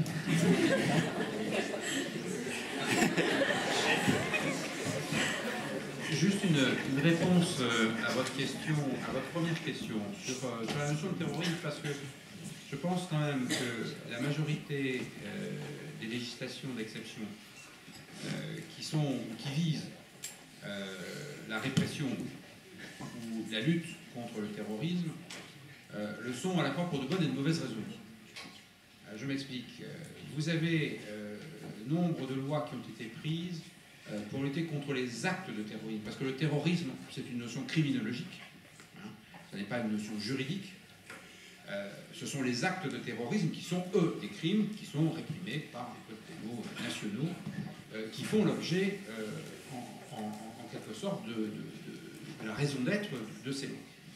Le véritable problème, c'est que la répression de ces actes de terrorisme, contrairement à ce qui peut exister pour une calamité ou une catastrophe, où finalement on va trouver une délimitation dans le temps de la nécessité de la législation d'urgence, les actes de terrorisme, eux, peuvent se perpétrer indéfiniment.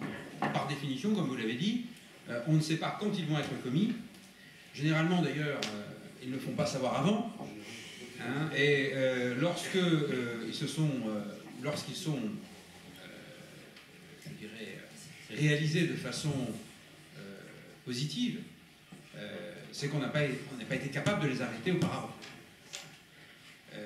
Et évidemment, la tentation des États, lorsqu'ils sont confrontés à ces actes qui, généralement, sont très spectaculaires, c'est de réagir avec une législation qui est, elle aussi, spectaculaire.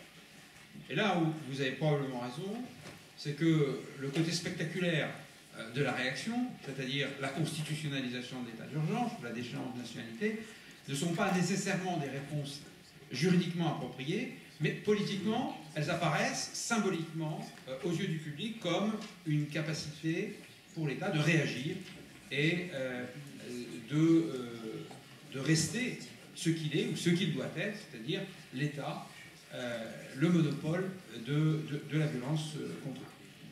Donc le problème là, il sort du cadre juridique stricto sensu pour toucher, je dirais, un aspect presque psychologique du droit ou de la réponse qui est apportée par les autorités à ces actes de terrorisme. Mais là encore, un parcours rapide de ce qui se passe dans le monde sur les législations terroristes démontre que souvent, les législations antiterroristes, qu'elles soient constitutionnalisées ou ne le soient pas, se traduisent par des modifications et généralement des allègements en matière de procédure, en matière d'action, soit des services de police, soit des services judiciaires, et, estime-t-on, permettent une réponse plus rapide que celle qui pourrait être faite en temps de vie. Alors, ce que je veux dire par là, c'est que le fait d'adopter une législation ou de modifier la Constitution ne garantit en rien le succès ou l'efficacité du système. Mais ça donne, je dirais, le sentiment, en tout cas à la population, que l'État fait quelque chose et qu'il apporte une réponse à un problème temporaire. Le second point, mais vous l'avez vous-même souligné, c'est que, par définition, ces actes, la prévention des actes terroristes ne peut jamais connaître de début et de fin. Et donc, si on encadre cette législation sur l'état d'urgence dans un cadre temporel limité, évidemment, si vous êtes terroriste, vous attendez la fin de l'état d'urgence. C'est tellement évident que ça se passe de plus en plus.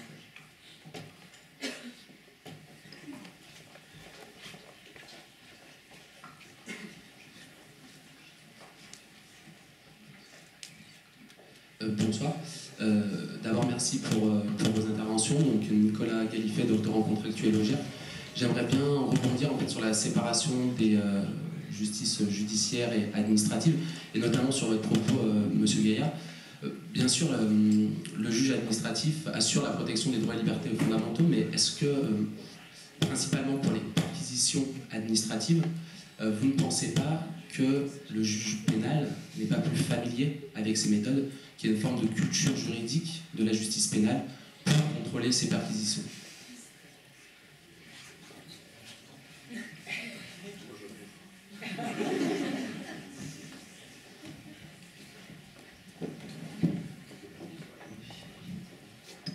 Essayer de répondre.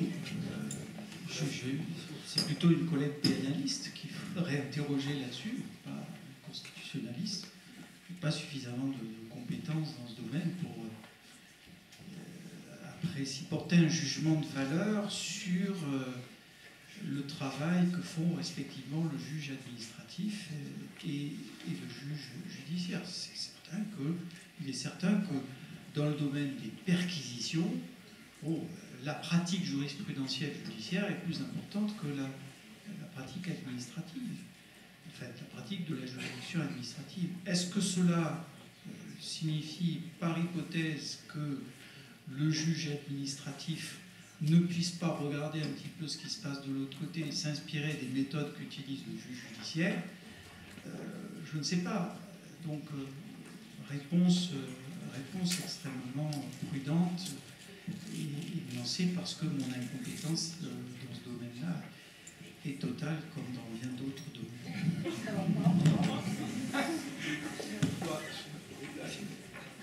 Puisque la réponse a été rapide, finalement, on a la place peut-être pour une toute dernière question, parce qu'après on n'a plus le temps, désolé. Il faut impérativement qu'on finisse à 19h. Alors, Natacha. Merci Marthe, Natacha Mianchuk-Wodowski, assistante de recherche à l'Institut Unifarovo.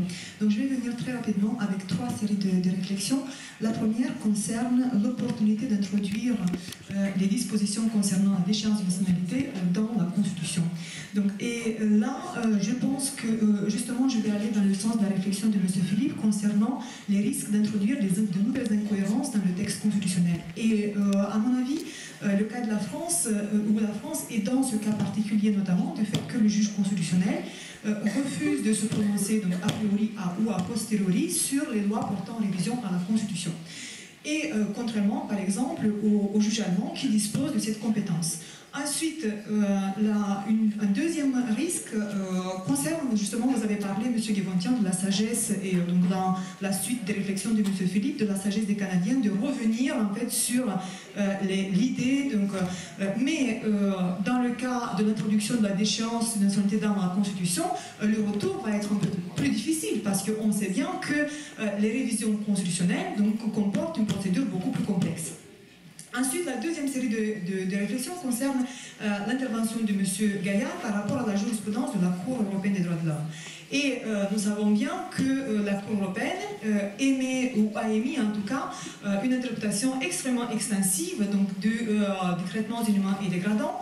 Et il y a forcément le cas du risque de traitement donc, corporel, n'est-ce pas? Donc, mais il y a aussi le risque, par exemple, de l'inaccessibilité aux soins donc pour les personnes infectées par le VIH ou les personnes qui souffrent de maladies comme le diabète, etc. etc. Donc, sait-on jamais jusqu'à quel point la Cour peut étendre cette interprétation donc, de la notion de traitement inhumain et dégradant. Ça, c'est un point.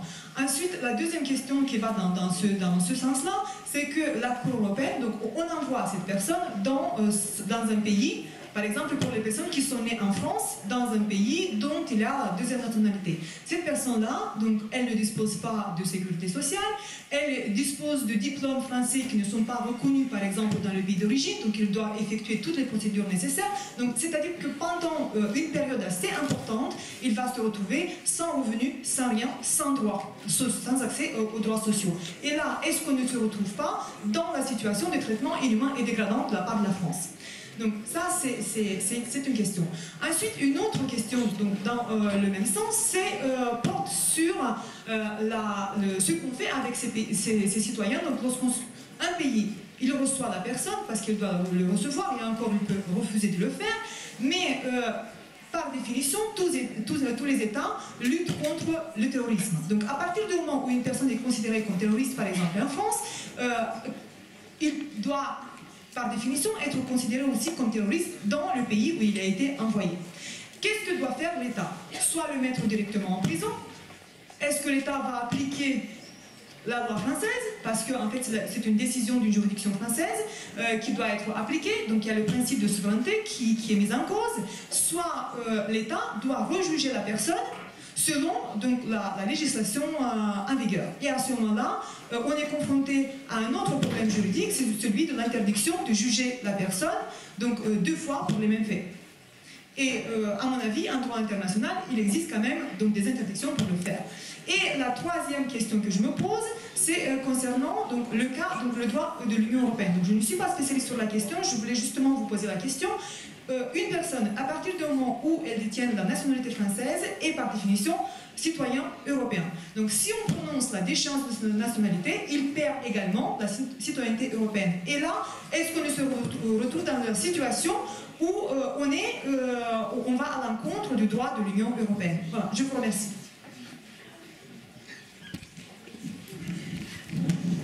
Je vais essayer de résumer la réponse.